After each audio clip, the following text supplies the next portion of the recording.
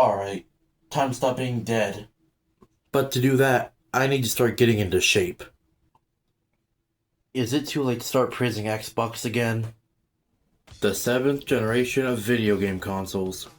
The first one out being Xbox 360. The 360 being where Microsoft's Xbox consoles peaked, beating the Wii to release by only 6 days. The PlayStation 3 launched to overall mixed reviews.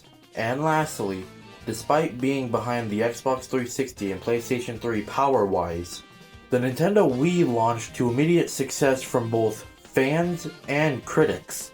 All home consoles having games exclusively to their company's brand of consoles. I mean, they used to be. But one thing all these 7th generation consoles had in common with each other was the fact that all of them went hard on motion controls. By the end of the generation, that is. Microsoft and Sony didn't give two damns about motion controls until Nintendo's Wii came out to be a massive success. Like, yeah, Sony's 6-axis controller had motion control built in, but barely any games used it at launch, let alone people actually using it. The Xbox 360 was the only major console in the 7th generation to not have any sort of major motion controls built in at launch. Well, unless you count the player lights on the console itself turning based on how you have your console orientated. It wasn't until 2010 that Microsoft would release a piece of tech so notable, so monumental, that it would change the whole Xbox brand as we know it. I didn't say it was for the better. The Xbox 360 Kinect was released on November 4th, 2010, to a very high amount of praise from everyone. The Kinect was a camera that you would plug into your Xbox 360 and set up next to your TV and would give you the ability to play a select amount of games that supported it without any sort of controller needed. It was most definitely ahead of its time, being able to play your games with just your body, no remote needed, though it wasn't all positive.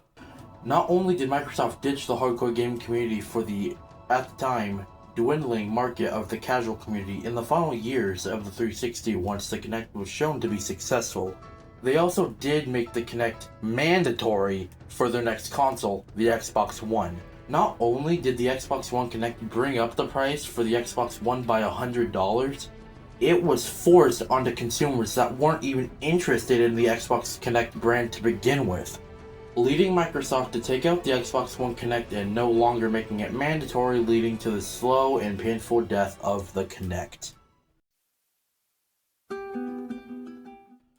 Like I said before, the 360... God damn it, wrong console.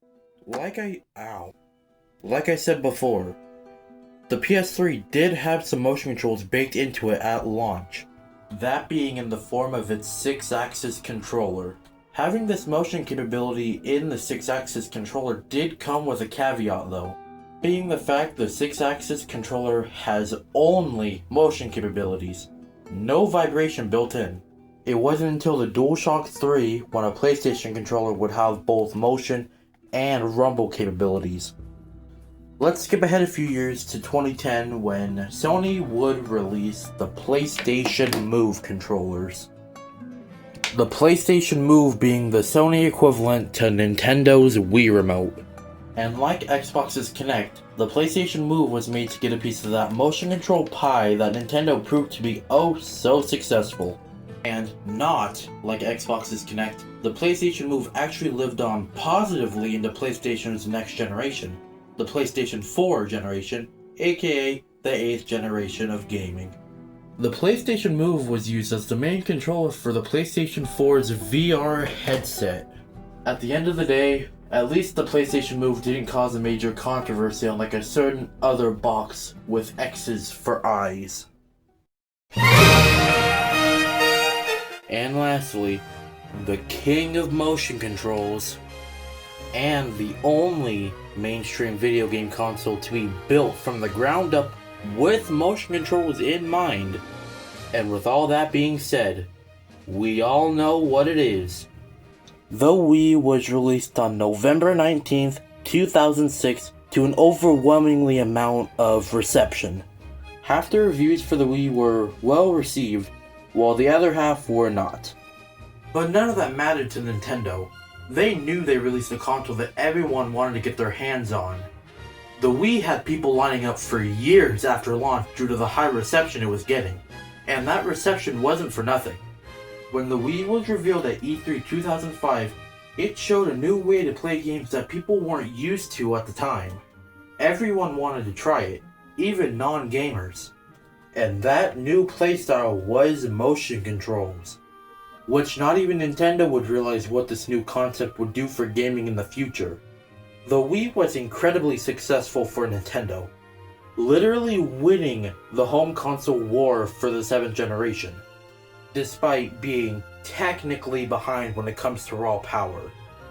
But this success was limited because with Nintendo's next home console, the Wii U, it just wanted to be the Wii again, but failed miserably.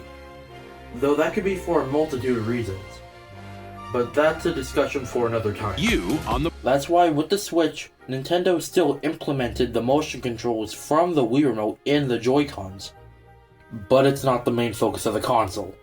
And honestly, I think that was for the best. Nowadays, the only resemblance of the 7th generation motion controls are in the Switch 1 and Switch 2 Joy-Cons and PSVR 2 controllers.